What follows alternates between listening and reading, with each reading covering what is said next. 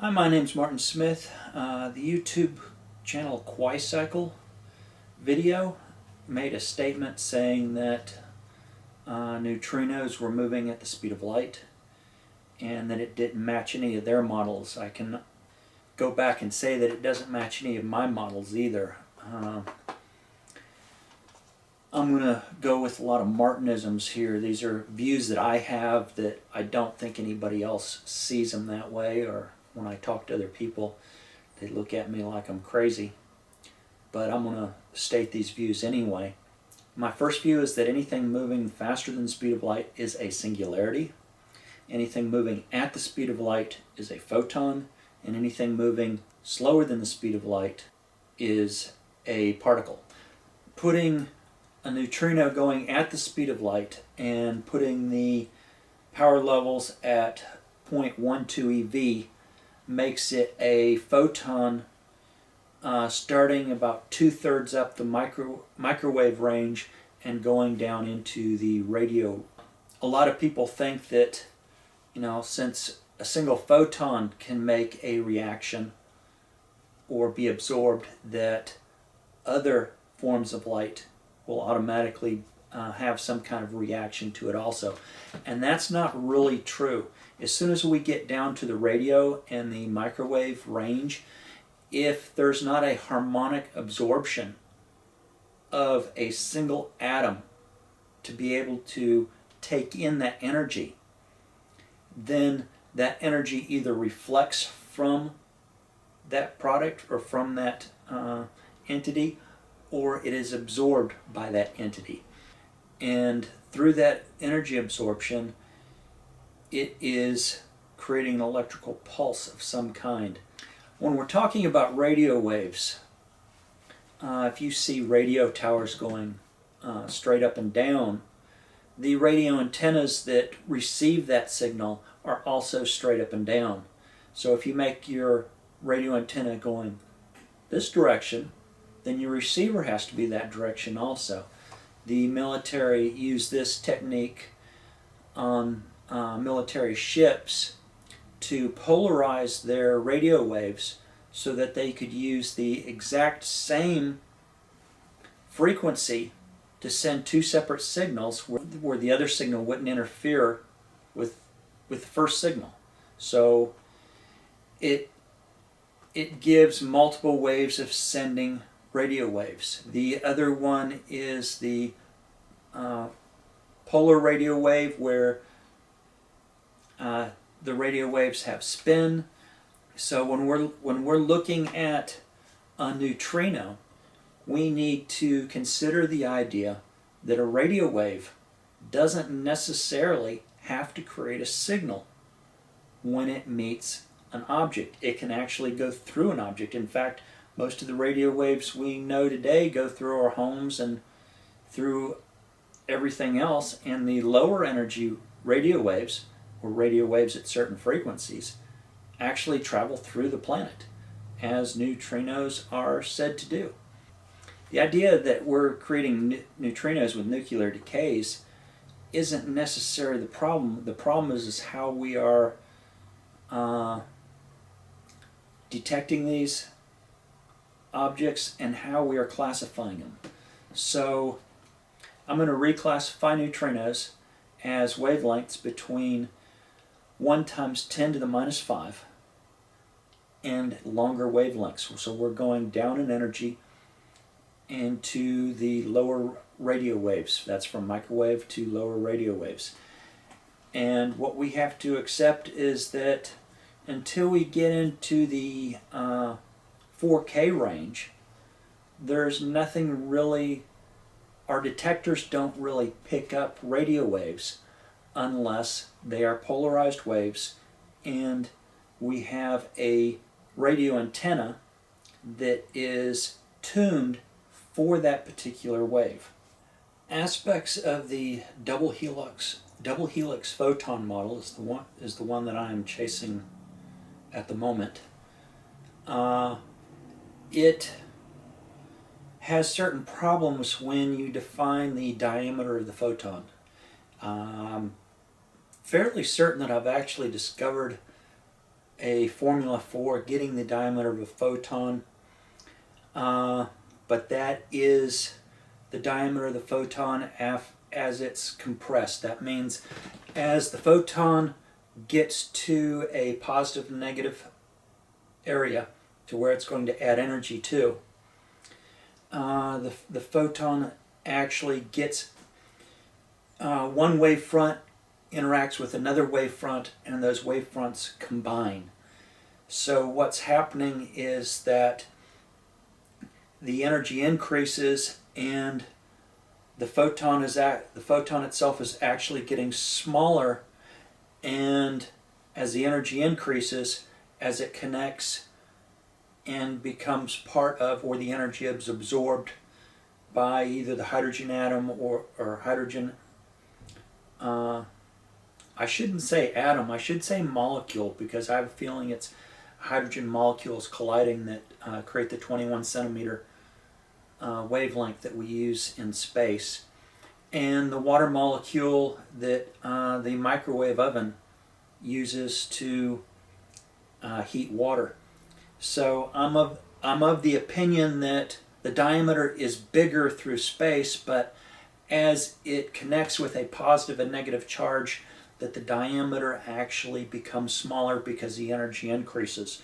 With photons, as the energy increases, both the wavelength and the diameter of a double helix would become smaller. So one of the things that I noticed with its absorption with an electron, so when it goes from, when we're using gases such as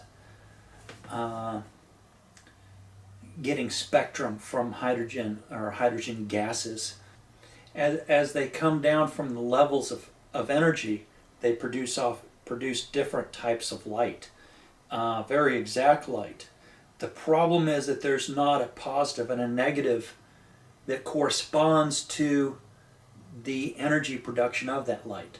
So what this leads me to believe is that it is possible for a double helix model for one of the charges, either the positive or the negative charge, to collide with an electron, leaving nearly all of its energy with the electron, and having the other one spiral off into just oblivion. I mean, it's spiral off into a different direction, so to speak.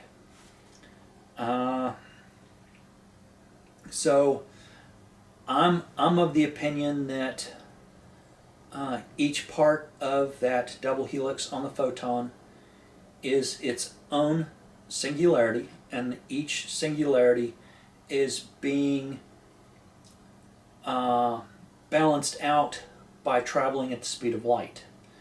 The other aspect to the old double helix theory, if you push it further, is that if you apply enough energy, each one of those can split up, creating two negative vortexes, or two negative singularities, in which they trap themselves this direction and keep spinning around, trapping themselves in a loop, or two positive singularities doing the same thing. So we're creating one electron and one positron. Now, how that positron goes from a positron to a proton, I have no idea. I've not worked that one out yet. But this is, like I say, I'm just getting into it again. I've been working on it for less than a year now, and I'm just elated that I may have figured out the diameter of a photon. So going from there, I'm going to look at everything from energy states. So getting to a photon or two photons to actually converge into an electron and a positron has a certain energy state. And anything below that energy state, you're not going to get a neutral charged quantity of anything. Anything moving at the speed of light will be neutral charge, or anything at a certain energy will either be an electron or a positron, but if you put atoms together, they sort of neutralize themselves out, but not really. They have spins to them, which can lead to 1/3 or 2/3 charges that you would read as they spin around. Disclaimer, this is a WAG. This is a wild-ass guess. Some parts of this are scientific wild-ass guesses, and others are really old theories that have been thrown out, and I'm putting all these things together. So we have slight possibilities stacked on top of slim possibilities, stacked on top of just barely possibilities that have been thrown out. So do not take any of this stuff with more than a grain of salt. Another aspect of the double helix photon theory is how it would slow going through material. And this is one of the other positive reasons why I prefer this theory over other theories. And that is, as the two negative and positive charges get near another electromagnetic field, such as atoms or a lattice of atoms, they're going to gain energy and lose energy. So as they gain energy, they're going to get smaller. They go past that one particular lattice and they get bigger. And then they get smaller again, and then they get bigger. So what this helix theory is saying, or what it projects, is that if you look at the very center of each one of those singularities and you draw a line of how they propagate through, they would be curved lines, not straight lines, though it's easier to write straight lines, you know, a big zigzag. As they curve, it's that line curve that is moving at the speed of light. So when they are not expanding and contracting and all they're doing is spinning, they're moving at a particular speed. But as they're moving at the speed of light.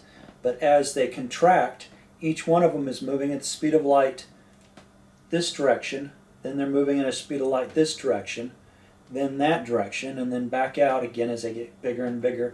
As the energy becomes smaller, it gains this way. As the energy becomes bigger, it goes this way. So what's happening is that the vortex waves or magnetic fields in the vortex waves are combining with the magnetic fields with the electrons and the protons and adding energy and subtracting energy, continuously making this photon bigger and smaller as it goes through glass or water or whatever else it's going through. And it's that actual zigzagging of distance within the photon, within the diameter of the photon, changing the diameter constantly, that is slowing down the velocity of the light.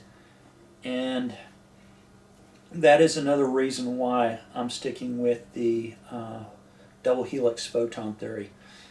There's another one where you're taking a double helix and you're saying that these two vortexes, as they spin, they're pushing up. If you've studied vortexes and how they work, if you put two vortexes together, what will happen is the outside spin sort of stays stationary, and the inside spin pushes the two vortexes in a particular direction. I don't know what to make of that one. If that one's true, then photon would be a double helix inside of a single helix. And I've seen models for the single helix on photons. I've seen that explained that way. And I'm not sure why those models are there or if that works together. I've not worked that one through yet. But we shall see eventually. Okay, polarization against 3D entanglement. So the way I'm seeing this happen is as the wave goes up and down on an antenna, the photon would be at the top of its wavelength, coming down, going up, and when it gets to here, it would be either down or up. It would have some rotation of 180 degrees. And why I say 180 degrees is because the electrons that are discharging these photons have two negative parts to them, and they have a 180-degree rotation on those parts. So as they come across, they have a certain area, as in they give off a certain amount of energy here. So as you go up, they're rotating 180 degrees, and as they get from one end to the other, those rotations change. When you get to this side up here, it would be the other side of the antenna, which is a half of a wavelength. It would be reversed, and it would be reversed on the other end. Now, how the entanglement works, this is the problem, because here we have the antenna completely parallel with the receiver, completely parallel with the sender. But what happens if the antenna goes this direction? In this case, I am not sure why it creates the wave the way it does. The reason and cause of one photon coming here and hitting here, or here and hitting here and adding to the wave, I don't know. It has to be some kind of entanglement. Now the photons, according to the double helix theory, they would have the exact same rotation, and the rotation would be per distance. So the entanglement has to be within the electron, and I've not come up with a really, really good electron or figured out how these things interact, how the electron interacts with the photon. Some people are familiar with the double slit experiment. If you put just one dot in here, and the slit, or for all practical purposes it's just one slit, it'd be just a single bell curve. So as this dot gets bigger, as in if it gets larger than the wavelength, most of the light hits here, but some of it gets scattered. And as a scattered light comes to this point, it hits this hole as a waveguide, passes through, and very little of it gets through because, like I say, most of it doesn't hit out to the second wave function over here. As the center of the cuts become the same, or becomes half the wavelength, it creates, like I said before, a bell curve, perfect bell curve. And when you use the double split experiment, normally that means this here is between half wavelength and a little bit smaller, then you get your bell curve with lots and lots of waves, as you would see with the general waveguides. Okay, I'm going to turn it 90 degrees and 90 degrees. You see no effect, but if you flip them over. So what this is telling me is that there are things we don't know about polarizing lenses. And this one is same thing, and turning it 90 and 90, flipping it over. Oh, turning it 90 and 90. And the mirror changes the polarization. And if they're doing straight lines, it shouldn't be doing that. Okay, so what does polarization have to do with neutrinos? And I'm of the opinion that polarization has everything to do with neutrinos. It has everything to do with why I believe neutrinos were mistaken as particles when they were actually not particles. On rare occasions, a radio wave will actually hit an object and create a resonance. It is very rare.